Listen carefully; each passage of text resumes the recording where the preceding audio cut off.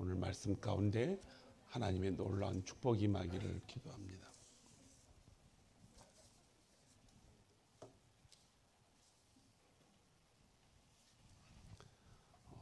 시간을 가지고 오랜 세월을 살다 보면은 우리 인생이 이렇게 만만치가 않다는 것을 깨닫게 되죠. 잔잔한 것 같지만은 전혀 예상치 않은 비바람이 또 폭풍과 몰아쳐서 우리의 삶을 참 어렵게 만듭니다. 또 우리를 가장 슬프게 하는 일들도 우리 주위에 많이 생기죠. 그래서 때로는 가족을 잃는 사건이 자주 생기고 우리가 가장 사랑하던 사람들이 또 떠나게 되고 그래서 이 육체를 가지고 살아가는 우리에게는 이런 것들을 다 해결하고 살아가야 될 그런 방법밖에 없습니다. 해결하고 살아가야 돼요. 피할 수가 없다는 것입니다. 근데 오늘 하나님 말씀에 너희는 먼저 그의 나라와 그의 의를 구하라. 그리하면 이 모든 것을 너희에게 더하시리라. 인생의 그 모든 문제들은요, 결국은 생명과 사망 여기서 갈라집니다. 그러니까는 조금 편한 말로 말하면 죽느냐 사느냐의 문제예요. 먹을 것과 입을 것을 구하지 말라고 그랬죠. 염려하여 이르기를 무엇을 먹을까, 무엇을 마실까, 무엇을 입을까 하지 말라. 염려하면서 우리가 그렇게 말을 하고 그러한 일들을 구하지 말라는 거죠. 근데 그런 일을 구하지 않을 수가 없어요. 근데 여기서 말씀하시는 것은 먼저 구하지 말라 이런 뜻입니다. 먼저 구하지 말라. 자, 이 먼저라는 말은 우선순위를 말합니다. 우선순위. 이걸 제1순위로 해가지고 이걸 구하지 말라 이런 뜻이에요. 그러니까 구하긴 구하되 우선순위를 잘 생각을 하고 또 일의 모든 우선순위 가운데 제일 앞서서 구해야 될 일이 뭐예요? 하나님 나라와 그의 의를 구하는 일이다. 근데 살다 보면은 우선순위가 그게 됩니까? 안 됩니다. 소위 우리가 말하는 발등에 뭐가 떨어졌어요? 불이 떨어졌는데 어떻게 하나님을 생각합니까? 어쩔 수가 없죠. 그런데 발등에 불이 떨어지는 일들은 그 원인이 있어요. 왜 발등에 불이 떨어질까? 스티브 코비라는 사람이 책을 하나 썼는데 인생을 성공하는 사람들의 7가지 원칙이라는 책을 썼어요. 그 책이 너무 잘 돼 있었기 때문에 제가 학생들을 한 학기 동안 그거를 읽고 그걸 교과서로 삼아서 가르친 적이 있습니다. 그런데 이제 그걸 그대로 가르치면 안 되겠죠. 우리 그리스도인들은 그것에다가 반드시 앞에다가 뭘 붙여줘야 돼요? 먼저 하나님의 나라와 그의 의를 구하는 일이 1순위입니다. 그런데 이 책에 보면은 아주 중요한 것이 있어요. 다 중요하지만은 아주 우리에게 삶의 지혜를 주는 중요한 것이 있습니다. 우리가 닥치는 모든 일을 4가지로 분류합니다. 4가지로 분류하는데 첫 번째가 중요한 거예요. 중요한 일이 많죠. 중요한 일 가운데서 아주 급한 일이 있어요. 그러니까 1순위가 뭐냐? 급하고 중요한 일. 이게 1순위예요. 자, 그건 급하고 중요한 일이 뭐냐? 예를 들어서 차를 운전하고 있는데 목적지를 향해서 가야 되는데 집에 가스를 켜놓고 왔다? 그럼 어떻게 돼? 목적지보다 이게 더 중요한 일이에요. 그래서 그때는 어떻게 돼요? 핸들을 틀어가지고 집으로 가야 돼요. 이게 1순위이기 때문에. 밤에 잠을 자고 있는데 너무 피어서 잠을 자고 있는데 지붕을 통해서 물이 뚝뚝 떨어진다. 잠보다 더 중요한 건 뭐예요? 밤이라 그러지만 위로 올라가서 왜 물이 떨어지나 거기다 양동이를 받쳐놓던지 뭐 비닐을 깔아놓던지 1순위가 아무리 잠이 중요하고 피곤하다 할지라도 그거보다 먼저 해야 될 일이 있다는 거예요. 이게 1순위는 중요하고 급한 일입니다. 자, 그다음 2순위는 뭐냐? 중요하긴 한데 급하지 않은 일이 있어요. 이게 두 번째 일이라고 지적을 해요. 이게 뭐냐?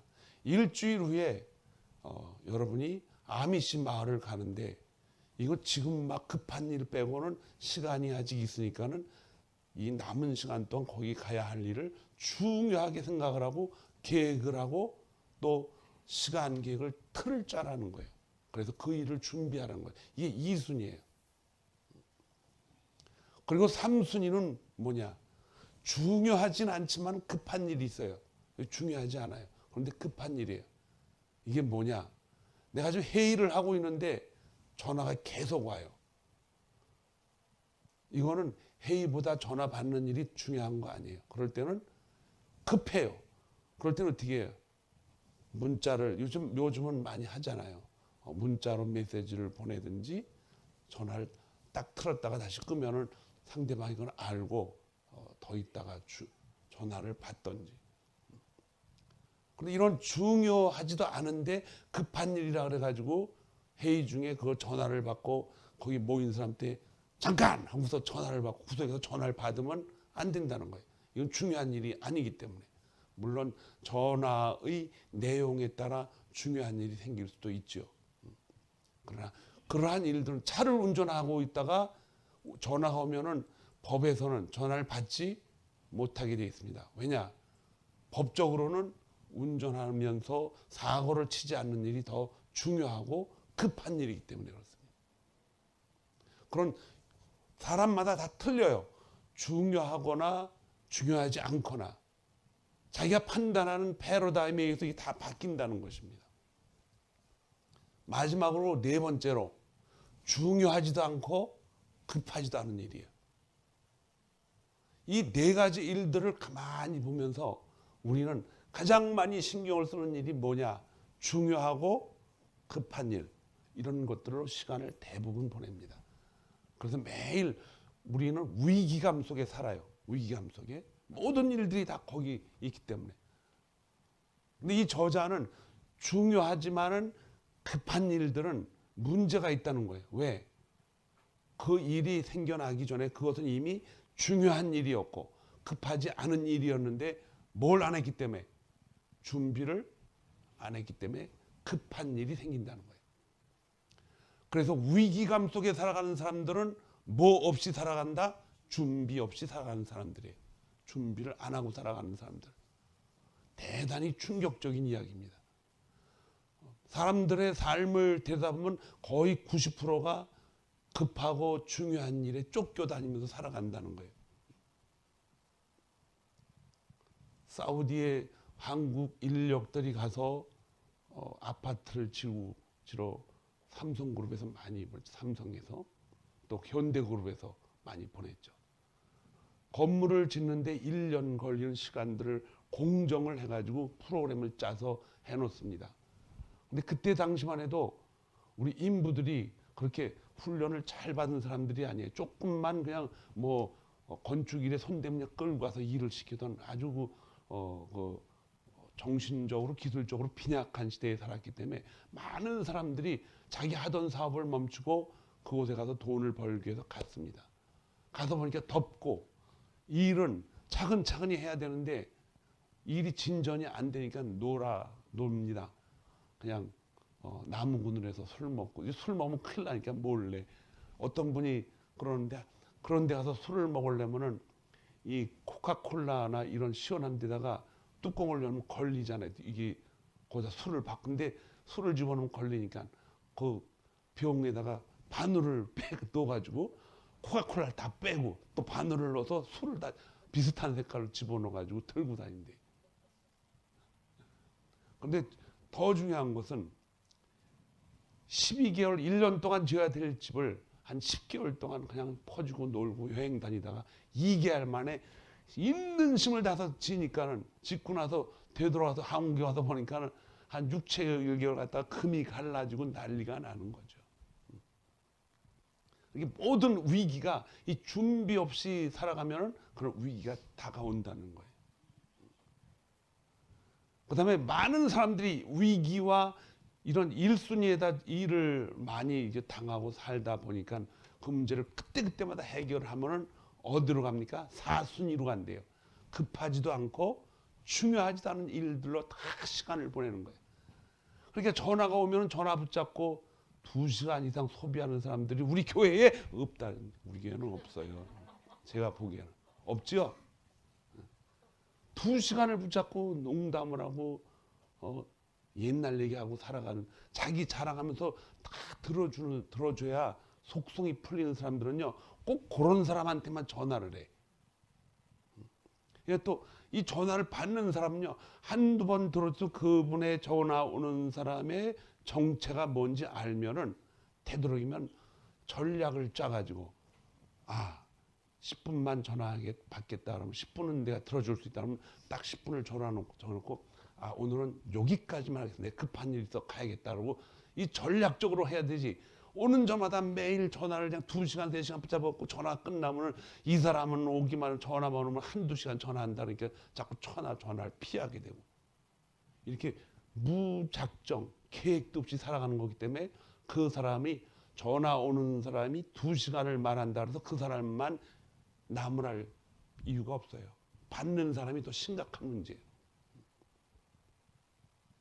이런저런 생활 때문에 우리 삶의 시간들이 다 그렇게 하루가 날아가 버리고, 저녁 때쯤은 오늘 하루 내가 뭐 하다 살았나 이렇게 후회하게 되고 시간을 그렇게 보내게 돼요.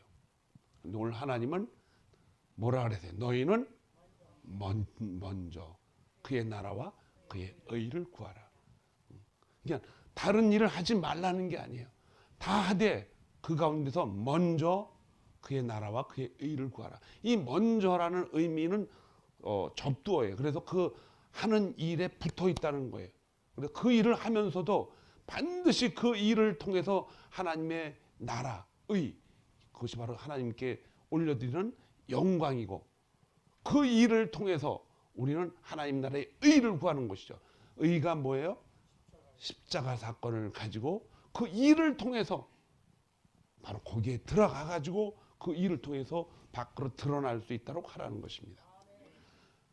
왜 먼저 그 일을 생각하고 있는가? 왜 그 일을 먼저 해야 되는가? 그렇게 해야 되는 이유가 있다는 것입니다. 왜냐?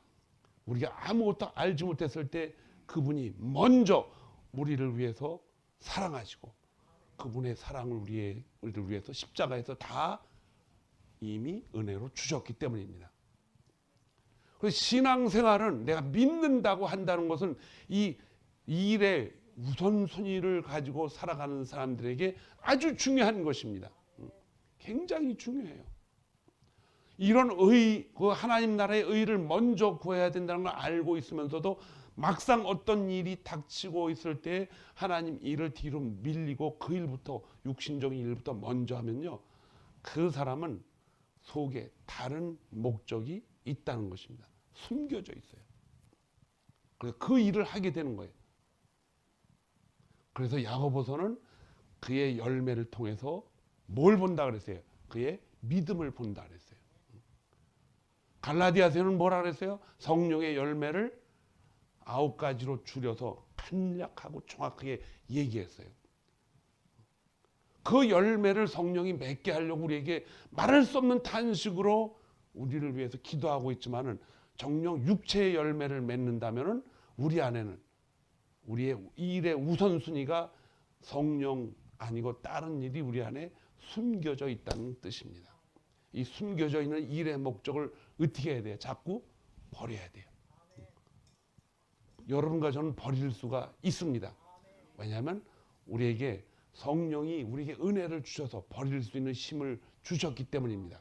그거를 불가항력적 은혜라고 그래요. 어떤 일이 일어났을 땐 거부할 수가 없다는 거예요. 성령이 우리 안에 들어오시면은 그 일에 대한 거부를 우리가 할 수가 없다는 거예요. 은혜가 너무 크기 때문에. 물에 떠내려가는 사람을 살려달라고 애를 써서 살려놨는데, 한국 사람들이 그러죠. 저기 떠내려가는 보따리는 왜 안 구했냐 그러면서 자기를 구해준 사람한테 막 그냥 욕을 하고, 심지어는 빨리 가서 저 구해라고 따세기도 때리고, 그냥 이 심각한 우리의 정신 상태가 문제죠, 이게. 그래서 우리는 하나님의 말씀 가운데 옷이 의복보다 중요한 게 아니라는 거예요. 음식이 몸보다 중요하지 않다는 거예요. 건강이 중요하지만 그 건강을 지탱하고 있는 하나님이 우리에게 주신 생명이 더 중요하다는 것이죠. 그래서 그의 일과 그의 나라를, 그의 의를 구해야 될 충분한 이유가 우리 안에 있다는 것입니다. 우리 안에 분명히 있어요. 그래서 신앙의 사람들은 축복을 받은 사람이라는 것입니다. 우리에게 믿음이 있다는 것은 영원한 생명이 우리 안에 이미 있다는 거예요.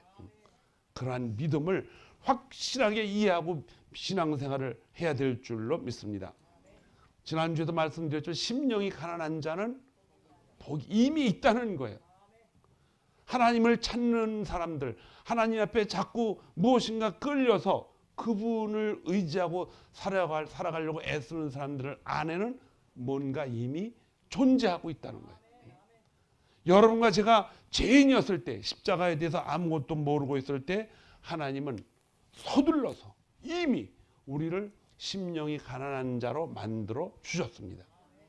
성경 전체는 이것을 하나님의 은혜라고 표현합니다. 그럼에도 불구하고 하나님의 자녀들이 예수 그리스도로 인해 은혜의 생명을 가지고 있음에도 불구하고 항상 세상 사람들은 말할 필요도 없죠. 그렇게라도 살아야 되죠. 근데 예수 그리스도를 믿는 사람들이 항상 뭘 찾아요? 먹을 것과 입을 것을 찾습니다. 이 먹을 것과 입을 것이라는 것은요, 먹고 하루 세 끼 굶어도 살지 이런 뜻이 아니에요.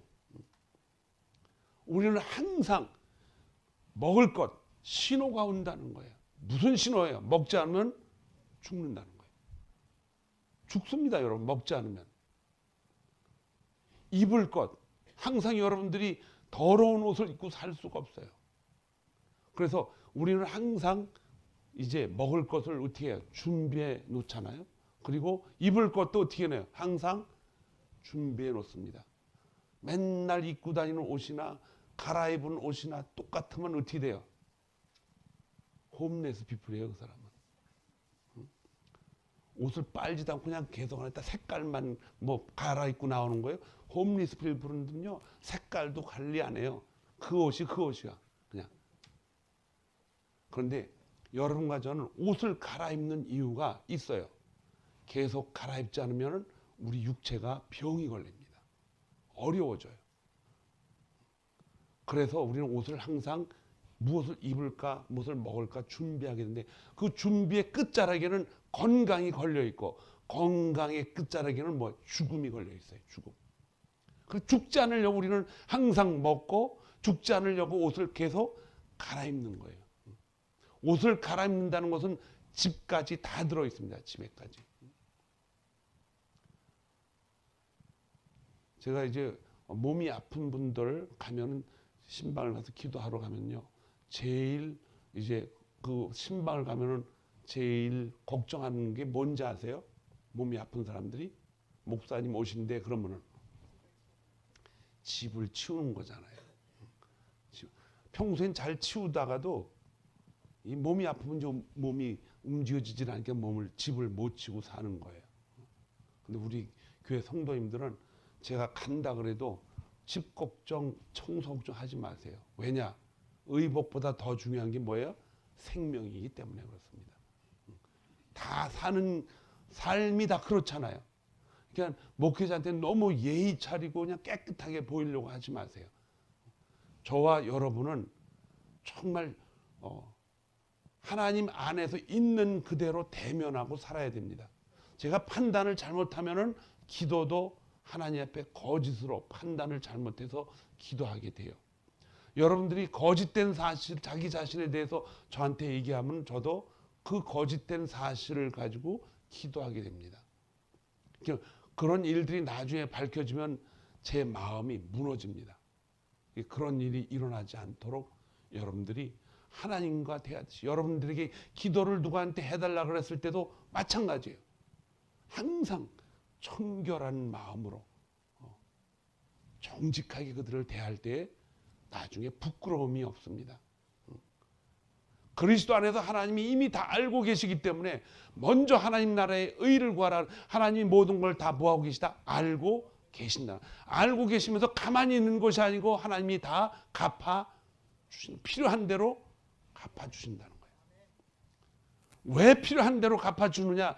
그분이 하나님이 필요한 대로 갚아주시겠다고 약속한 사람들에게는 이미 하나님의 자녀로 이미 만들어주시고 하나밖에 없는 독생자 예수 그리스도를 대신 죽이시고 또 살리시고 그 다음에 승천하신 하나님의 의가 있기 때문에 그런 약속을 해놓으신 것인 줄 믿습니다. 이것이 바로 우리에게 먼저 그의 나라와 그의 의를 구하라고 하는 하나님의 아주 간절한 언약입니다. 충분하죠. 다 준비가 됐어요. 그런데 우리가 그렇게 못한다는 거예요. 구원함을 받았음에도 불구하고 그 구원함에 대한 실질적인 그 사건의 정체를 모르고 있으면은 항상 우리는 어떻게 해요? 자기 자신의 속부터 살려놨으니까 어쩔 수 없어요. 육체를 가지고 있으니까. 불 가운데서 우리를 구해놓으면 옷을 안 입으면요 벌게 벗고 서 있잖아요. 자다가 일어나면. 그러면 소방관들이 어떻게 해요? 가지고 있던 특수 옷을 그들에게 입혀가지고 바깥으로 끄집어 나옵니다. 벌거벗은 채로 나오면 어떻게 돼요? 몸이 다 튀니까. 소방관들도 그렇게 하는 거예요. 하나님은 우리가 이미 하나님의 일을 위해서 피하고 그 일을 하려고 애쓸 때 하나님은 이미 물이 젖은 옷을 입혀가지고 있음을 기억하시기 바랍니다.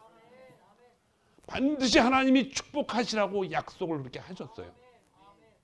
그래서 너희는 그의 먹을 것과 입을 것을 위하여 뭐 하지 말라? 염려하지 말라는 거예요. 우리에게 하나님이 주시는 간곡한 부탁입니다. 자, 여러분들 혹시 성경이 있으면 신명기 8장을 한번 펴보시기 바랍니다.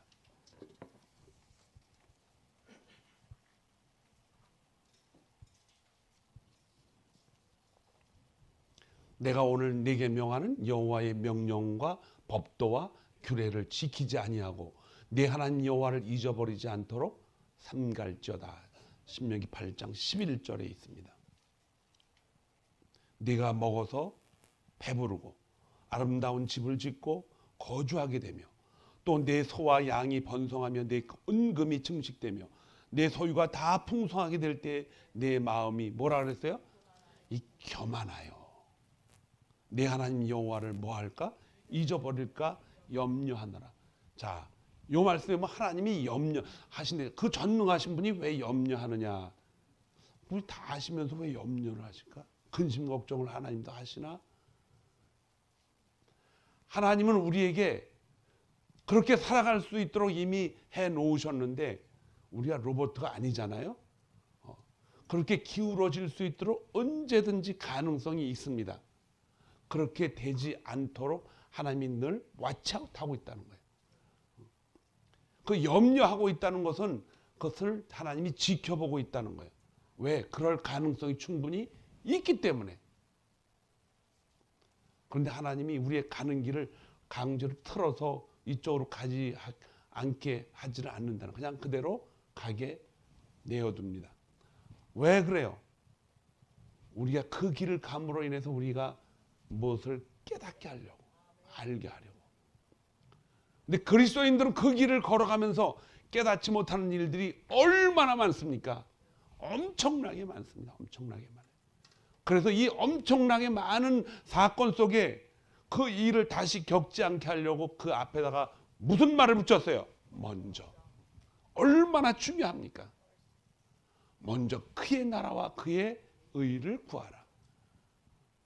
그의 나라와 그의 의를 구하면은 우리의 마음과 우리의 가치관과 우리의 삶의 모든 행동의 기준이 그의 나라에 먼저 발을 집어넣고 사는 우리의 신분을 알게 되고, 그리고 먼저 그의 나라의 의를 구하게 된다는 것이 자연스럽게 되기 때문에 그렇습니다. 그렇게 되면은 하나님이 어떻게 하신다 그랬어요?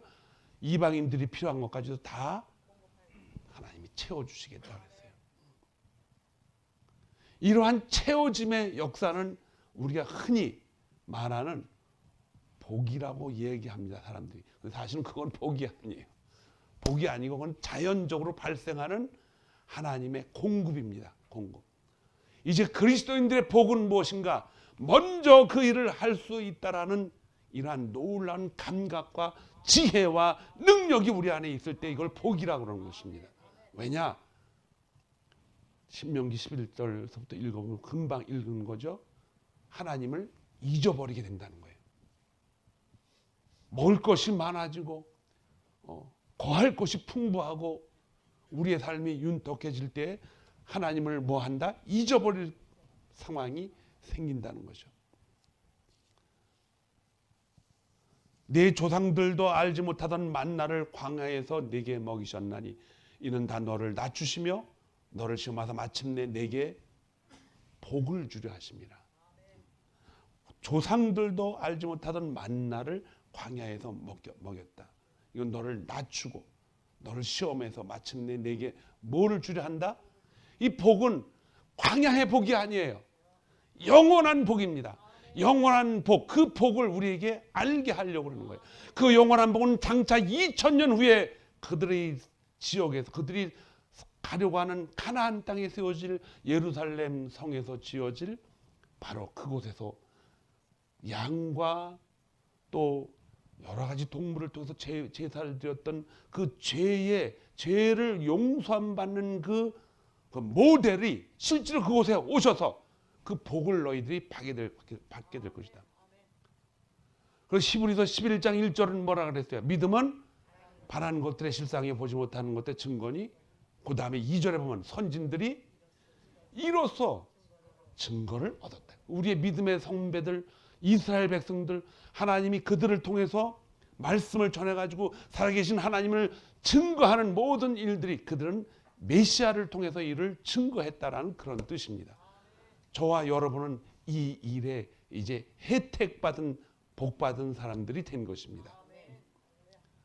여러분과 제가 지금 광야를 실주로 가서 거기서 살아봐라 그러면 어떻게 될 것 같아요? 지금 못 살아요. 지금은. 뭐 모르겠죠. 광야에다 또 아파트를 지어놓고서 거기서 그냥 뭐 물도 다 집어넣고 뭐 해서 뭐 일도 안 하고 거기서 일 안 했잖아요. 그 사람도 걸어가기만 하니까 거기 광야에다 집어넣고 일도 하지 말고 살으라 그러면요. 일주일 있다가 못 살아요. 거기서 일 없으면은. 볼 거 입을 거 맨날 파티만 하고 살으라고 그러세요.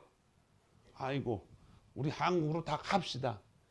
여러분 나라가요 그냥 물질이 많아가지고 일하지 말고 나라에서 다 먹여주고 할 테니까 그래서 그렇게 살아보십시오. 그러면 그게 사라질 것 같아요.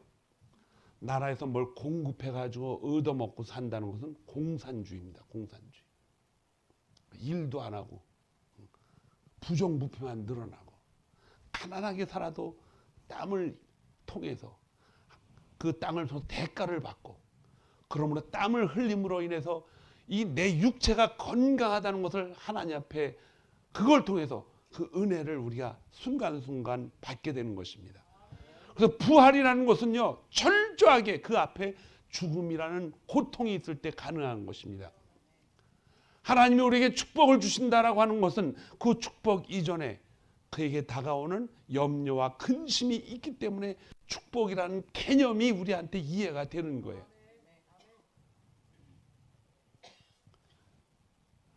마태복음 6장 25절에 보면 그러면 내가 너희에게 이르노니 목숨을 위하여 무엇을 먹을까 무엇을 마실까 무엇을 위하여 무엇을 몸을 위하여 무엇을 입을까 뭐 하지 말라? 염려하지 말라. 목숨이 음식보다 중하지 아니하며 몸이 의복보다 중하지 아니하냐. 그러면서 중요한 말씀을 합니다. 공중에 나는 뭐를 보라? 새를 보라. 아무도 너희들이 거두지도 않고 돌보지도 않고 모아들이지도 않는데 아버지께서 뭐한다? 다 기르신다 그랬어요. 그런데 공중에 나는 새들도 그렇게 하는데 하물며 하늘에 계신 하나님의 자녀들이 아니냐 이거예요. 이게 반문하는 거예요. 우리가 하나님의 자녀들이기 때문에 하나님이 공중에 나는 새들도 다 하나님이 입을 거 먹을 거 다 주고 시간이 돼서 하나님 만들어 놓은 흙으로 다시 돌아가게 하는데 우리는 하나님 나라로 가는 것이 아니라 하나님이 주신 흙 속에서 영원히 살라고 애를 쓰니까 이게 문제예요. 이게. 왜 저축을 많이 해요? 굶어 죽지 않으려고. 혹시 빵 한 조각에 100불을 달라 그러면 난리가 난다. 그러니까 그래도 열흘을 먹으려면 1000불은 저금이 돼 있어야 된다. 인플레이션이 일어나면 그렇게 돼요. 그래서 저축을 하는 거예요. 왜 옷을 여러 벌 둬요? 한 벌만 있으면 되는데. 빨아 입어야 되기 때문에. 양말을 왜 여러 켤레 여러분 사나요? 입은 거 또 입고 또 입고 벗고 그날 다음날 또 입고 그러면 돼요? 이거 잘못하면 발에 병이 걸리니까 병 걸리면 심리도 못 가서 발병이 나니까 어떻게 돼? 또 새 것으로 갈아입어야 되고. 이런 모든 환경이 그 끝자락에 죽음과 관련이 있다는 것입니다. 배가 조금 아프다 그러면 걱정이 덜컥 들어요. 이게 무슨 이게 가끔 그랬는데 이상하다 그래서 며칠 지나면 괜찮을 텐데 그래도 걱정이 된다는 말이에요. 그 병원에 가서 뭐 해요? 검진을 해요. 왜? 왜 검진해요? 혹시 죽을까 봐. 저는 미국에 와서 피부암이라는 걸 들었어요. 피부도 암이 있나? 이게 암이 있어요. 퍼져가지고 피부암이 사람의 생명까지도 위협해요. 그러니까 모든 것이 그 끝자락에는 사망이라는 것이 붙어 있습니다. 이 사망에서 영원한 생명으로 옮겨 놓으신 이가 예수 그리스도입니다, 여러분. 그래서 너희는 먼저 그의 나라와 그의 의를 구하라는 거예요. 그 구하다 보면은 이런 우리가 인생 속에서 닥치고 있는 모든 어려움과 근심과 걱정을 다 그분 앞에 맡길 수가 있습니다. 예수를 믿으면서도 이거 껴안고 살아가는 그리스도인들이 얼마나 많습니까? 왜 껴안아요, 그거? 죽을까 봐. 몸이 아프면 하나님 앞에 간구해서 나아야 되겠죠. 건강하게 살아야 되겠죠. 몸이 고쳐진다 할지라도 여러분 끝까지 이 세상에서 오래 못 살아요. 내가 건강하다 할지라도 몸이 아픈 사람보다 오래 산다는 보장은 없습니다. 절대로 없어요. 젊은 사람들이 교통사고로 통해서 얼마나 많은 사람들이 세상을 떠납니까? 아무도 장래일을 예측을 못해요. 그래서 우리는 어디서 사느냐? 지금 지뢰밭 속에서 살고 있는 거예요. 온통 우리의 죽음을 위협하는 지뢰밭에서 살고 있어요. 지뢰밭 속에서 살고 있는데 가정에서 부부싸움 하면 좋겠어 안 좋겠어요? 가장 가까운 사람이라도 지뢰밭을 피하게 만들어야 되잖아요. 그러한 사람들이 잘 피해가지고 지혜를 가지고 살아갈 수 있도록 해야 되는데 그 지뢰를 피하면서 살아갈 수 있는 게 뭐냐? 그의 나라와 의를 구하는 거예요. 다 이유가 있어서 하나님이 그거 먼저 구하라는 거예요. 세상 일 먼저 구하다 보면 어디로 가게 되는 거예요? 지옥으로 가기 전에 어디로 가요? 지뢰밭으로 들어가는 거예요. 지뢰밭으로. 그래서 그 이유가 분명히 있다는 거예요. 하나님의 영광과 하나님의 의와 그의 나라를 구하는 일을 제쳐놓고 내 목적과 내 삶으로 가면 아무도 몰라요. 그러나 누구만 아셔요? 하나님만 아셔요. 하나님만 아시는 그 행동을 하나님도 모르겠지 하고 살아가면은 하나님 모르는 지역이 있어요? 없습니다. 우리는 하나님 안 보는 어둠의 지역이 조금 있다고 생각을 하잖아요. 그늘이 져서 안 보는 사람들이 안 보는 지역이 있어요. 그럼 자기만 안다고 생각하는데 사실은 그것도 하나님은 계시잖아요. 오늘 우리 함께 읽은 시편 139편에 중요한 말이 있어요. 내가 하늘에 있든지 땅에 있든지 멀리 가 있든지 스올에 있든지 스올이라는 지옥이라는 아주 비참한 거기서 숨어서 있다 할지라도 하나님은 거기까지 찾아오셔서 네가 왜 여기 있냐 하고 물어보신다는 거예요. 다행인 것은 천만다행인 것은 여러분과 저는 구원을 받았기 때문에 그런 어둠의 세력 속에 있다 할지라도 하나님이 그곳에 와서 우리를 어떻게 해요? 건져주신다는 거예요. 지난주에 다윗 왕을 보고 왔는데 그 다윗 왕 연극을 보면서 다윗이 우리아의 아내, 우리 한국말에는 밧세바로 되어 있는데 헬라어에는 세바예요. 근데 밧자가 조금 들려. 세바, 이 세바만 들려요. 그래서 세바예요. 세바, 밧세바, 묵음이야 그게. 밧세바. 그런데 이 밧세바라는 사람과 잘못 일을 저질러 가지고 그 일 하나 때문에 자기는 자포자기하는데 하나님이 천사를 보내서 하나님은 자기의 양을 한 사람도 버리지 않는다는 거예요. 다윗은 그 사건을 통해서 아들 솔로몬에게 왕권을 물려줬지만은 하나님의 예언대로 나라가 갈라져 가지고 험난한 길을 걷게 됩니다. 한 지도자가 잘못되면은 그런 어려움이 생겨요. 그럼에도 불구하고 하나님은 그 버리지 않는 이스라엘 땅 예루살렘을 통해서 누구를 보내십니까?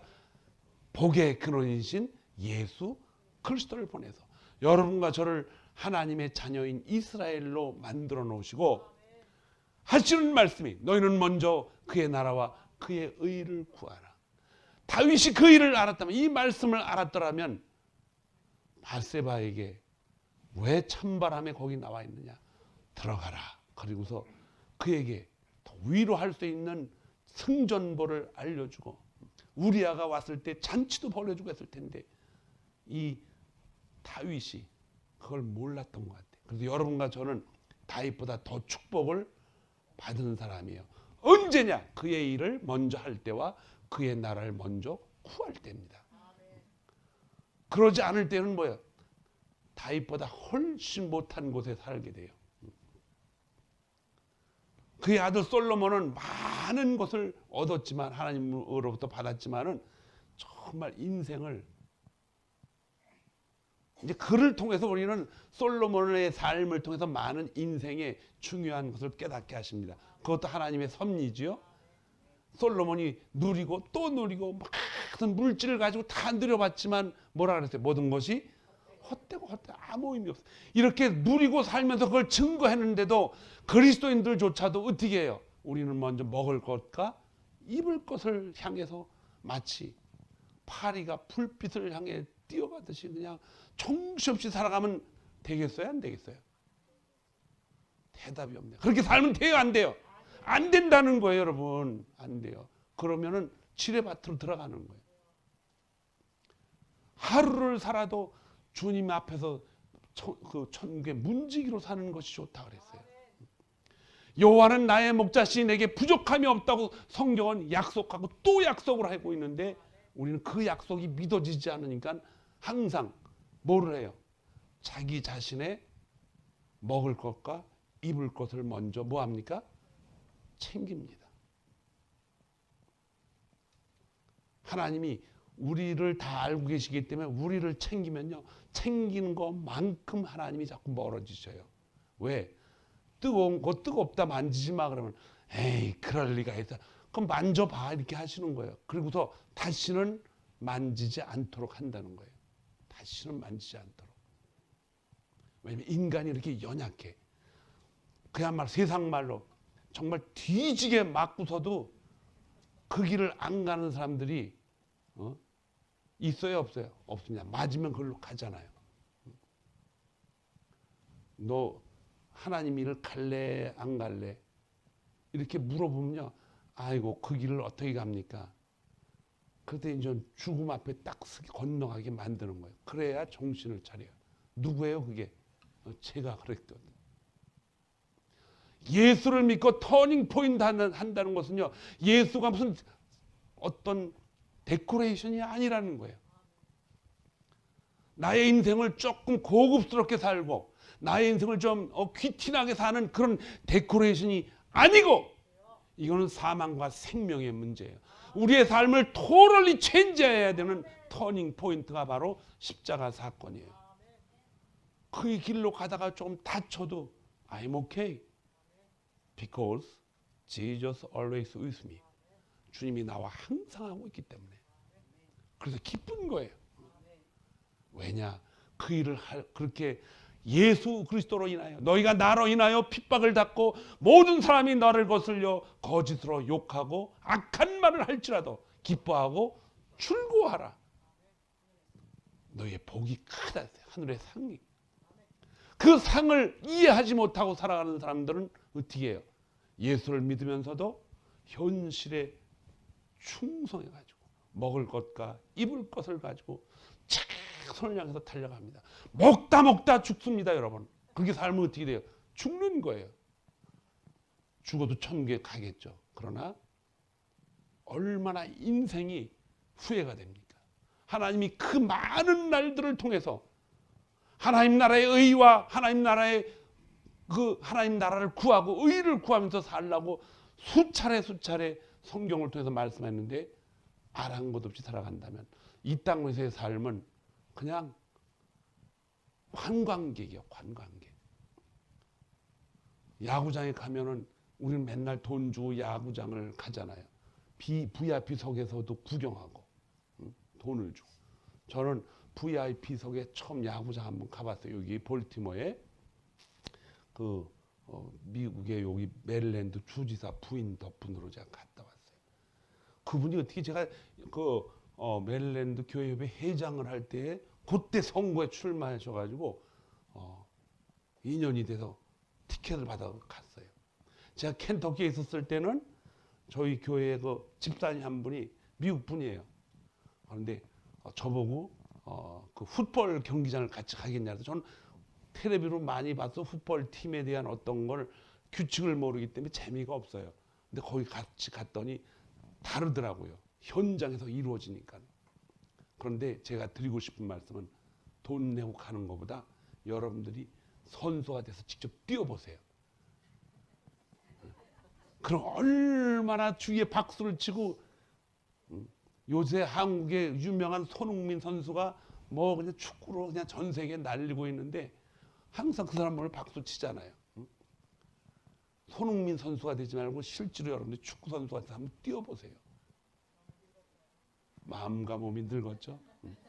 그런데 이제는 그건 육신적인 것이지만은 여러분들의 삶 속에서 하나님 나라의 의와 하나님 나라를 구하는 일에 여러분들이 선수가 돼서 뛰어야 된다는 것입니다. 그렇게 뛸 때 천군 천사가 박수를 치고 천사도 흠모하는 귀한 일을 보게 될 줄로 믿습니다. 그래서 그의 나라와 그의 의를 주님이 먼저 우리에게 구하라는 것은 그냥 그걸 힘들게 하라는 것이 아니고 그거 하다 보면 좋은 일이 일어난다 이런 뜻이에요. 반드시 하나님이 축복하시겠다는 거예요. 우리 그 찬송 한번 불러봐요. 사모님은 가서 반주하세요. 저기 있어요. 예. 이제 몸이 둔해지시는 것 같아. 옛날에는 이제 눈치가 빨라도 후다닥 가더니 이제는 얼굴만 쳐다보고 있다가 가라 그래 가고 오라 그래 오고. 우리 힘차게 박수 치면서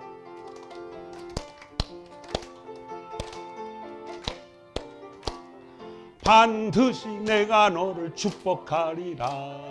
반드시 내가 너를 들었으리라. 천진변도 나의 약속은 영원히 변치 않으리 하매 두려워 말라. 강하고 담대하라. 낙심하며 실망치 말라. 낙심하며 실망치 말라. 실망치 말라. 내 소원 이루는 날 속히 오리니 내게 영광 돌리리. 내 소원 이루는 날 속히 오리니 내게 영광 돌리리. 반드시 내가 너를 축복하리라. 반드시 내가 너를 들었으리라. 세상의 소망이 사라졌어도 온전히 나를 믿으라. 두려워 말라. 강하고 담대하라. 인내하며 부르짖으라. 인내하며 부르짖으라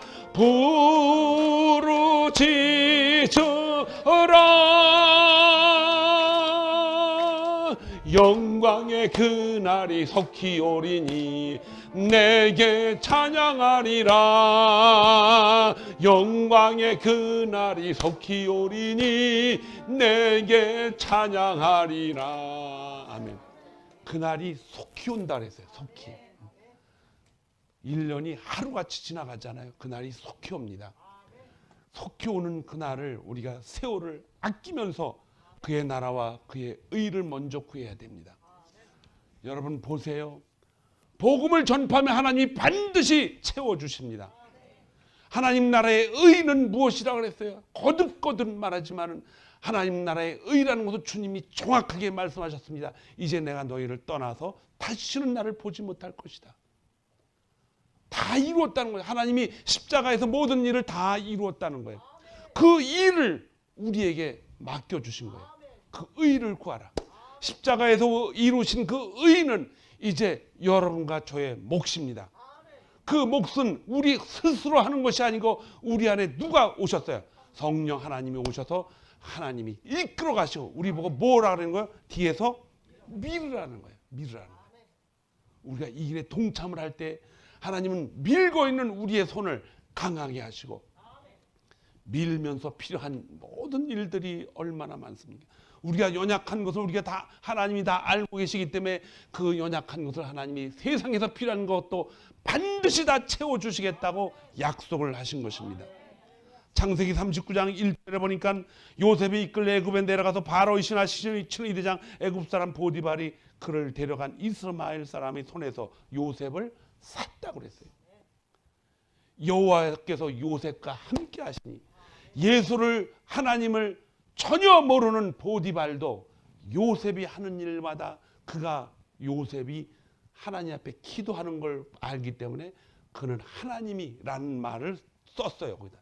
하나님이 그를 축복하시고 그를 보호하시는 것을 깨달아서 그의 모든 업무를 집의 업무를 그에게 다 맡겼다는 세상 사람들도 보게 한다는 거예요. 세상 사람들이 하나님을 모른다 할지라도 하나님이 그렇게 만들어 가시기 때문에 하나님 앞에 기도하고 담대하게 하나님을 믿고 그 일을 먼저 구하고 살아가는 사람들에게는 세상 사람들도 알 수 있도록 축복을 하신다는 것입니다. 그것이 그의 나라와 그의 의 속에 다 포함되어 있어요. 그래서 두려워하지 말라는 거예요. 그래서 이 찬송 부른 거예요. 집에 가서 부르실 거예요? 안 부르실 거예요? 이 찬송을 제 악보를 카톡으로 여러분들 제가 불러드리니까 어떤 합창단이 부른 거를 다 보내줘서 우리 제가 보내면 또 제가 왜 이 목사님이 나한테 일을 안 시켜놓고 목사님이 다 보냈냐. 그게 아니고 이 예배 영상팀한테 부탁을 할 거예요. 지금 보내주시기를 바랍니다. 꼭 보내주시기를 바랍니다. 보내서 그 찬송 가지고 힘을 내세요. 그래서 식사를 할 때도 어떻게 하나님 이 귀한 식사를 내게 주셔서 감사합니다. 먹을 수 있는 입과 소화시킬 수 있는 위와 내 손이 있어서 너무너무 감사합니다. 모든 일들이 범사에 감사하지 않을 수가 없어요. 그 일을 여러분과 저만 느끼고 살면 되겠어요? 안 됩니다. 그 일을 다른 사람에게도 전해야 돼요. 전해야 할 때 아니 밥 먹으면서 감사기도 해서 이해가 안 되잖아요. 그걸 이해시키기 위해서는 교제해야 되고 1230 해야 돼요, 여러분. 그 방법을 몰라요? 6월 20일 날 세미나가 있어요. 그 방법을 자세하게 마치 3살짜리 5살짜리가 숟갈로 쥐를 할 때 그냥 바닥에다 퍼져 먹고 있지만은 자꾸 하다 먹으면 아주 예절을 잘 지키고 칭찬받는 식사가가 됩니다. 그렇듯이 우리는 자꾸 배우면서 하다 보면은 그 일에 능숙한 프로페셔널한 여러분들이 돼요. 믿음의 장인들이 되기를 주님의 이름으로 축복합니다. 장인이 뭐예요? 기술자라는 뜻이에요. 장인. 정말 기술이 있는 사람들. 오늘을 살아가는 우리에게는 매일매일 하루의 삶이 하나님이 축복하시는 삶 속에서 반드시 이렇게 살아가야 됩니다. 복을 받으면서 살아야 돼요. 근데 그 복을 받기 위해서는 어떻게 됩니까? 그의 나라와 그의 의를 먼저 구하라. 그 이유가 분명히 있다는 것인 줄 믿습니다. 이 말씀을 통해서 가슴에 품고 꿈을 가지고 살아가는 여러분들 되기 바랍니다. 꿈이 있어야 행복해요, 여러분. 내일 더 잘 돼야 되잖아요. 오늘 하나님의 조금 뒷부분만 봤다 하지만은 내일은 앞부분도 보고 나를 위하여 화목되게 하는 자는 하나님의 아들이라 자녀라 일컬음을 받는다 그랬어요. 화목하게 하는 것. 사람과 사람과의 관계도 화목하게 하지만은 하나님과 예수를 믿지 않는 사람들과의 관계도 어떻게 돼요? 화목하게 만들 때 그는 하나님의 자녀이고 온유한 성격이고 땅을 기업으로 주신다 그랬고 하나님 나라가 확장이 될 줄로 믿습니다. 기도하겠습니다.